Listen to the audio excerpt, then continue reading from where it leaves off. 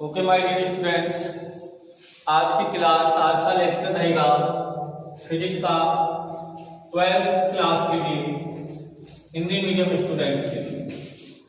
Right बेटा, तो अपन जो चैप्टर पढ़ रहे थे लास्ट वो कंप्लीट हो चुका था। आज एक नया चैप्टर स्टार्ट करेंगे और ये होगा अपना चैप्टर नंबर 8। चैप्टर 8 होगा जिसका नाम होगा चुंबकत्व तथा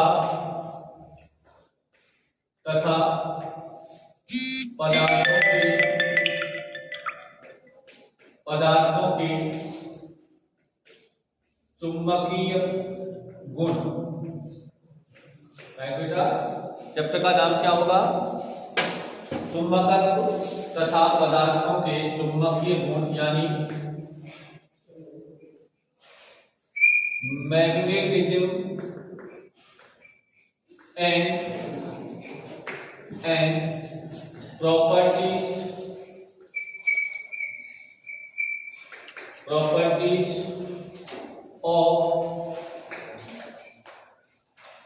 मैग्नेटिक सबस्टेंस।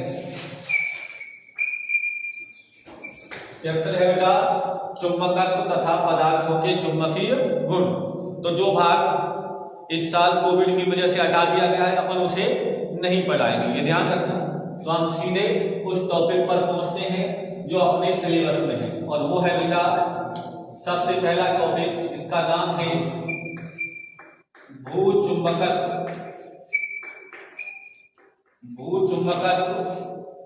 या इसको बोलेंगे बेटा पार्थिव चुंबकत्व। भूचुंबकत्व या पार्थिव चुंबकत्व, इसे इंग्लिश में कहते हैं अर्थ मैग्नेटिज्म। आज हम पढ़ने वाले हैं भूचुंबकत्व या पार्थिव चुंबकत्व के बारे में। तो नाम से पता लग रहा है बेटा,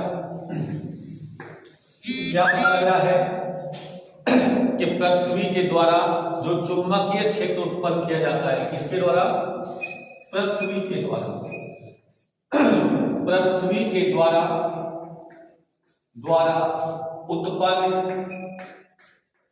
उत्पन्न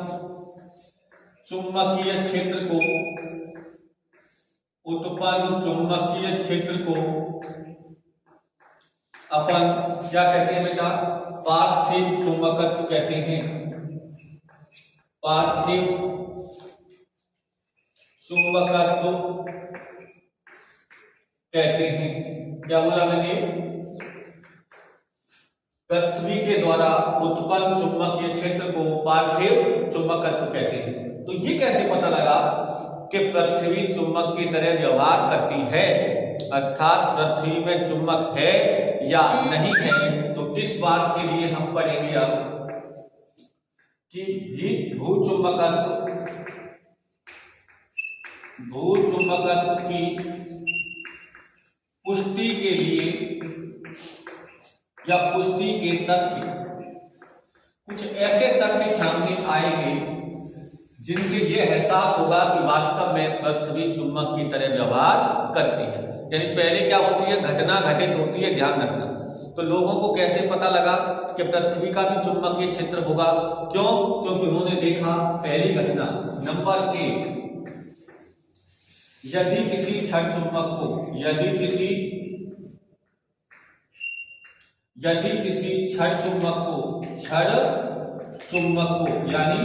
बार मैग्नेट, यानी ये कोई क्षण चुंबक है, ठीक है बेटा? इसमें 2 ध्रुव होते हैं, उत्तरी ध्रुव और एक दक्षिणी ध्रुव। राइट, तो जब क्योंकि ये सब सिलेबस में से हटा दिए गए, इसलिए शुरुआत में कृत्रिम चुंबक, प्राकृतिक चुंबक, चुंबकीय ध्रुव, जो पहला चैप्टर था ना, पहले चैप्टर के लगभग 70% हिस्सा इसमें आता था, उसे हटा दिया गया। तो इसलिए अपन तो यहां से पढ़ रहे हैं। यदि किसी क्षण चुंबक यानी N और S को स्वतंत्रता पूर्वक लटका दिया जाए, स्वतंत्रता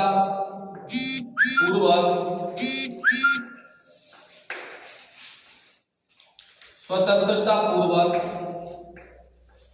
लटकाया जाए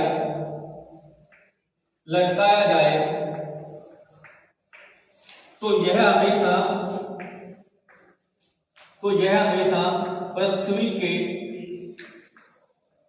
के उत्तर व दक्षिण दिशा में ही फैलती है। उत्तर व दक्षिण दिशा में ही फैलती है।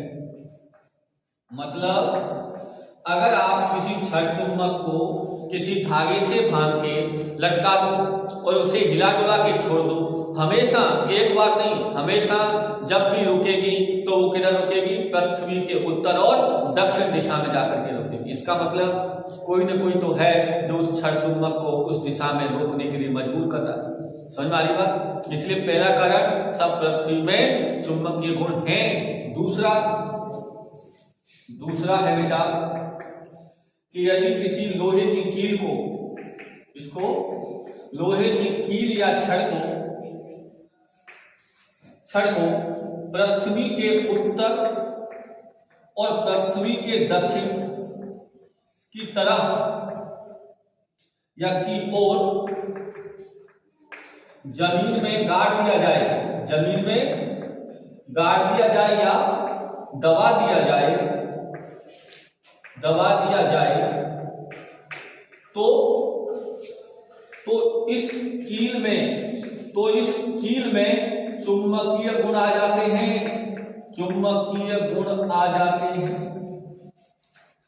मतलब अगर उत्तर दक्षिण दिशा में मूव करके अगर किसी कील को जमीन में दबा दिया जाए और कुछ दिन बाद निकाला जाए तो इस कील के अंदर भी कौन से गुण आ जाएंगे? चुंबकीय गुण आ जाएंगे। इसका मतलब कोई तो है जो चुंबक उत्पन्न कर रहा है।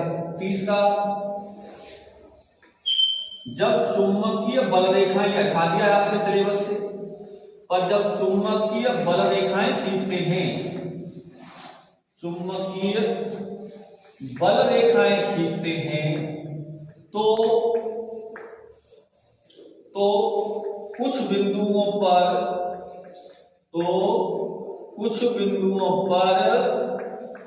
चुंबकीय क्षेत्र शून्य हो जाता है, जिसे उदासीन बिंदु कहते हैं। क्या कहते हैं? उदासीन बिंदु कहते हैं। मतलब बेटा क्या होगा? अगर एक चुंबक मैंने रखी और जब इस चुंबक की बल रेखाएं खींची तो कुछ बिंदु ऐसे प्राप्त हुए जहां पर कोई चुंबकीय क्षेत्र था ही नहीं। इसका मतलब है कि इस वाले चुंबकीय क्षेत्र को कोई दूसरे चुंबकीय क्षेत्र ने निरस्त किया है। इस वाले चुंबकीय क्षेत्र को किसी दूसरे चुंबकीय क्षेत्र ने निरस्त किया है और वो चुंबकीय क्षेत्र इस चुंबकीय क्षेत्र के बराबर और विपरीत दिशा में हो गया है, इसलिए वहां पर क्या किया? जीरो। इसका मतलब ये तीनों कारण इस बात की पुष्टि करते हैं कि पृथ्वी का भी चुंबकीय क्षेत्र होता है। ये निश्चित मान लें, किसका? पृथ्वी का भी चुंबकीय क्षेत्र होता है। अब प्रश्न उठता है कि सब पृथ्वी का चुंबकीय क्षेत्र होता है तो क्यों होता है? तो अब बात ऐसे कह सकते हैं कि भूचुंबकत्व की उत्पत्ति के कारण, भूचुंबकत्व की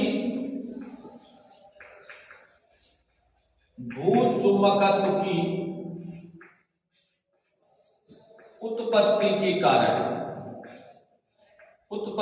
कारण किसी ने पूछा कि साहब ये तो ठीक है कि पृथ्वी चुंबकीय क्षेत्र की तरह व्यवहार कर रही है, लेकिन उसका कारण क्या है?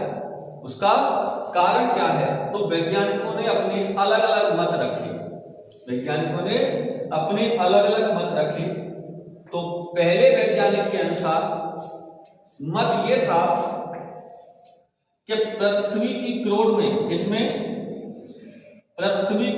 में एक बहुत बड़ा चुंबक रखा हुआ है, एक बहुत बड़ा चुंबक रखा हुआ है जिससे पृथ्वी चुंबक की तरह व्यवहार कर रही है। लेकिन इस मत को जल्दी ही छोड़ दिया गया। इस मत को जल्दी ही छोड़ दिया गया। क्यों छोड़ा बेटा? इसलिए छोड़ दिया गया क्योंकि इस पृथ्वी की क्रोड में इतना अधिक ताप है कि इतने अधिक ताप पर चुंबक व चुंबकीय गुण दोनों का अस्तित्व संभव नहीं है। अस्तित्व संभव मतलब ये बात कही थी कि पृथ्वी की क्रोड में बहुत बड़ा चुंबक रखा हुआ है, लेकिन ये मत ज्यादा दिन तक नहीं चला क्योंकि लोगों ने कहा कि पृथ्वी की क्रोड में ताप इतना अधिक होता है कि वहां चुंबक का रहना संभव नहीं है। तब नंबर 2 पर, दूसरे नंबर पर मत क्या आया? दूसरे पर यह आया कि जो धातु वो जो पृथ्वी है, जो पृथ्वी के अंदर की क्रोड है, यहां पे विभिन्न प्रकार की धातुएं उच्च ताप होने के कारण पिघली हुई अवस्था में है। किसमें है? पिघली हुई अवस्था में है, यानी द्रव की फॉर्म में है। किसमें है? द्रव की फॉर्म। इसका मतलब इस धातु के आयन इसमें उपस्थित है।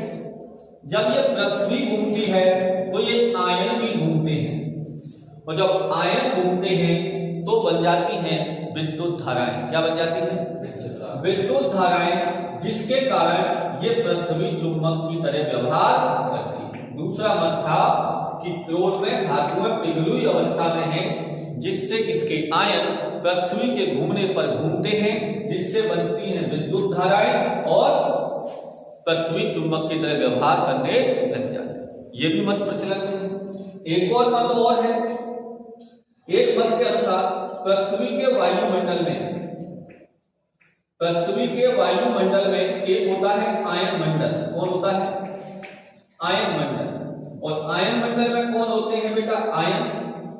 उसने कहा कि जब पृथ्वी घूमती है तो वायुमंडल घूमता है, और जब वायुमंडल घूमता है तो आयन मंडल में उपस्थित आयन घूमना चालू कर देते हैं, और जब वो घूमते हैं तब बनती हैं विद्युत धाराएं, जिसके कारण पृथ्वी चुंबक की तरह व्यवहार करती है।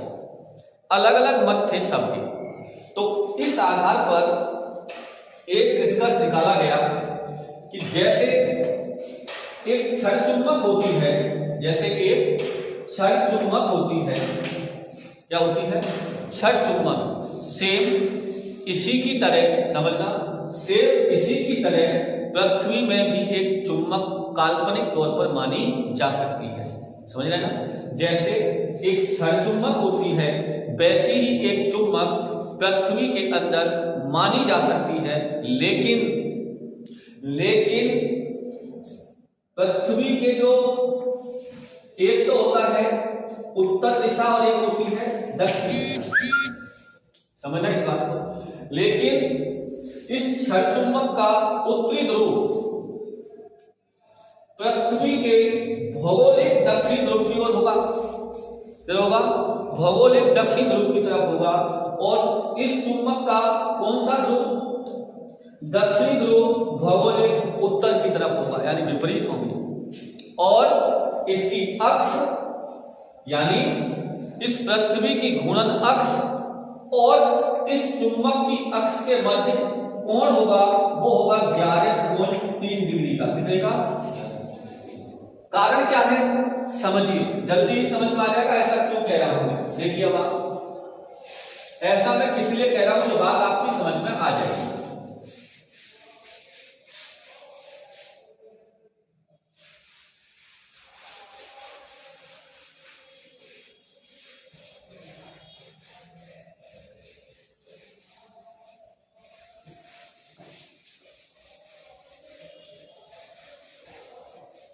तो बेटा समझिए, देखिए यार,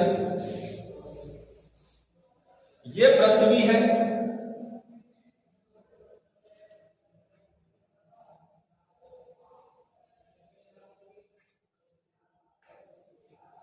ये क्या है बेटा? पृथ्वी, राइट। अब समझो, अगर ये हमारे पास पृथ्वी है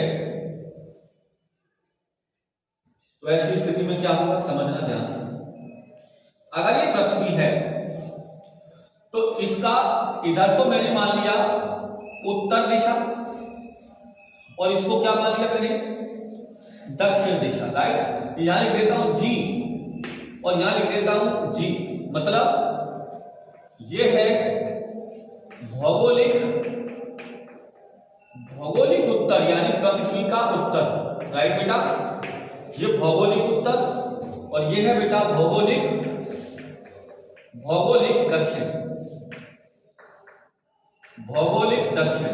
अब समझो, मैंने अभी बोला कि जब मैं एक चुंबक को स्वतंत्रता पूर्वक लटकाऊंगा तो चुंबक का उत्तरी ध्रुव हमेशा उत्तर की तरफ जाएगा। उत्तरी ध्रुव कहां जाएगा? अब सोचो, अगर चुंबक का उत्तरी ध्रुव उत्तर की तरफ जा रहा है, इसका मतलब उत्तरी ध्रुव को कौन आकर्षित करता है? दक्षिणी। इसका मतलब पृथ्वी के उत्तर में पृथ्वी का एक चुंबक है जिसका दक्षिण ध्रुव उत्तर की तरफ है। समझो मेरी बात को। अगर ये चुंबक है, अगर ये चुंबक को स्वतंत्रता पूर्वक अगर उत्तर इधर ही जगह, इसका मतलब इधर दक्षिण है। ये तो पृथ्वी की दिशाएं हैं, इसलिए इसको बोला उत्तरी भौगोलिक उत्तर और भौगोलिक दक्षिण। लेकिन पृथ्वी के अंदर क्या है? एक चुंबक है, क्या है? और वो चुंबक कैसे रखा हुआ है? ऐसे रखा हुआ है, देखो ऐसे। अब समझो, ऐसे एक चुंबक रखा हुआ है, ये रखा, ऐसे मान लिया, जिसमें ये तो चुंबक का पता है क्या होगा? पृथ्वी के चुंबक का समझना, अगर एक क्षण चुंबक का उत्तरी ध्रुव उत्तर में ठहर रहा है, इसका मतलब क्या है? उत्तर में ठहर रहा है, इसका मतलब उधर चुंबक का दक्षिण है, तभी तो उसे खींच रहा है अपनी ओर, क्योंकि विपरीत खींचते हैं और समान गति का सेट करते हैं। इसका मतलब पृथ्वी के चुंबक का यहाँ कौन है? एस, और यहाँ कौन है? एन। कौन है? और ये क्या कहलाएगी बेटा? मैं ऐसे यहां लिख देता हूं, ये है एस एम और ये है एन एम। एन एम का मतलब बेटा चुंबकीय दक्षिण और चुंबकीय उत्तर। समझ गए बात? ये कौन सा है? चुंबकीय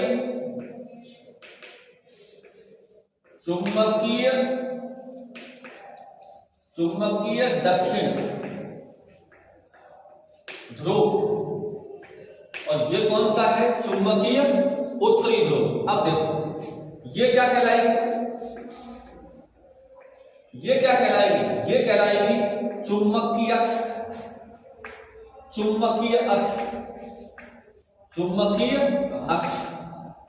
अच्छा, अक्ष के लंबवत क्या होते हैं बेटा?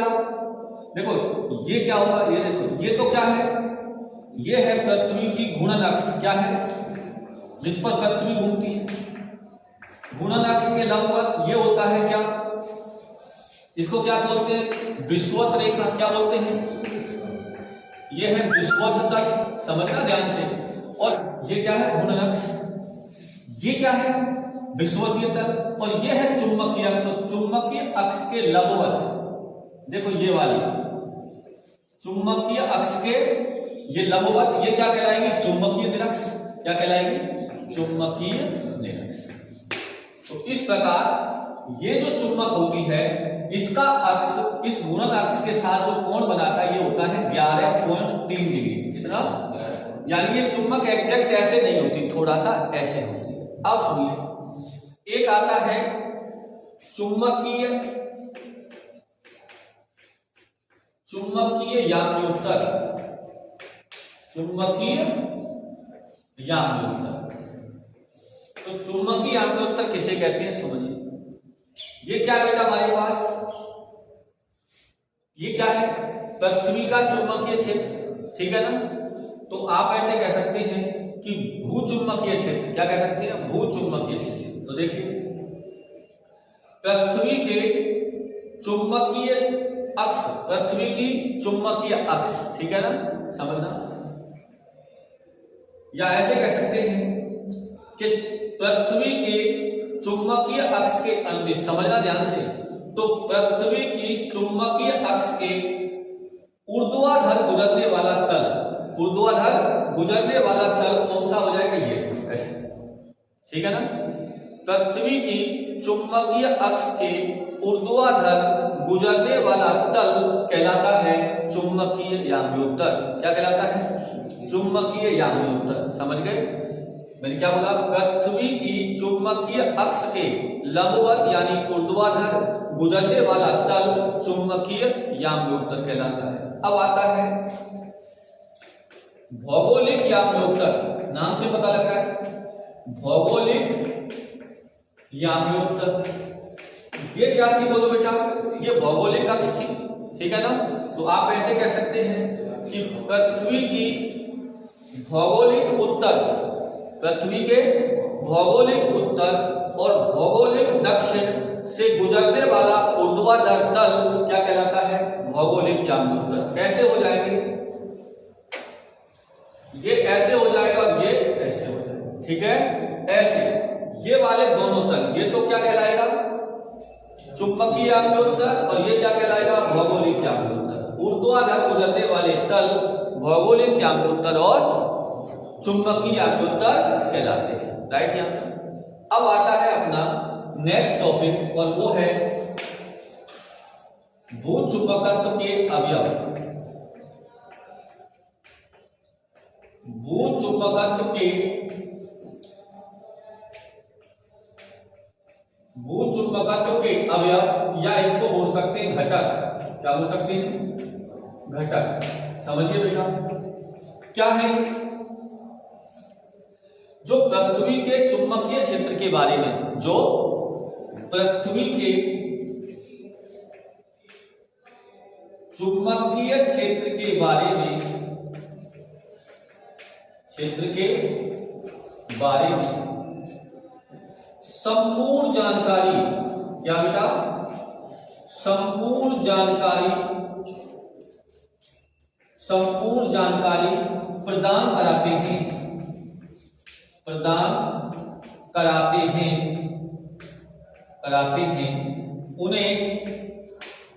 उन्हें भूचुंबकत्व के अवयव या घटक कहते हैं। जो हमें पृथ्वी के चुंबकीय क्षेत्र के बारे में संपूर्ण जानकारी प्रदान कराते हैं, उन्हें क्या कहते हैं? भूचुंबकत्व के अवयव या घटक कहते हैं। तो सबसे पहला आता है नंबर 1 हेडिंग है बेटा, और वो है दिक्पात का कोण। किसका कोण? दिक्पात का कोण। दिक्पात का कोण। सुनो बेटा, मैंने अभी बोला आपसे दो बताए, चुंबकीय याम्योत्तर और भौगोलिक। तो दिक्पात का कोण किसे कहते हैं? चुंबकीय याम्योत्तर और भौगोलिक याम्योत्तर के मध्य का कोण। चुंबकीय याम्योत्तर और भौगोलिक याम्योत्तर, देखो चुंबकीय याम्योत्तर व भौगोलिक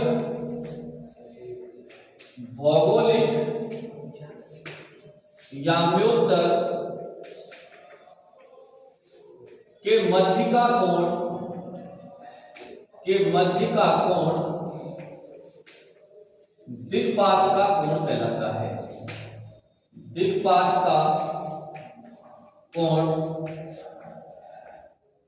कहलाता है। राइट बेटा? जैसे अगर मेरे पास सपोज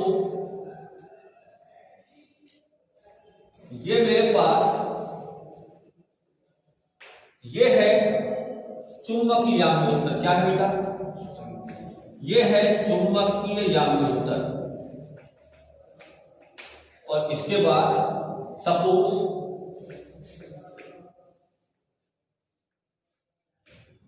ऐसे बता दें, ये क्या है? ये है भौगोलिक याम्योत्तर। भौगोलिक याम्योत्तर, भौगोलिक याम्योत्तर, ठीक है? ध्यान नहीं रहा बेटा, ध्यान ही नहीं रहा तो कहते ना, और जस्ट डाल देता हूँ उसके लिए। भौगोलिक याम्योत्तर और इन दोनों के मध्य का कोण ये कहलाता है फाई। ठीक है ना? फाई। तो ये जो फाई होता है, इस फाई को ही कहते हैं क्या? दिक्पात का कोण। दिक्पात का कोण। राइट बेटा। इसके बाद आता है दूसरे नंबर पर, दूसरे पर आता है बेटा नतिकोण, नतिकोण या नमन कोण, नतिकोण या नमन कोण। राइट बेटा। ये क्या होता है सुनिए कि पृथ्वी का चुंबकीय क्षेत्र, कौन सा बेटा, पृथ्वी का चुंबकीय क्षेत्र क्षैतिज के साथ, किसके साथ बेटा, क्षैतिज के साथ जो कोण बनाता है, जो कोण बनाता है उसे नतिकोण या नमन कोण कहते हैं। मतलब अगर ये हमारे पास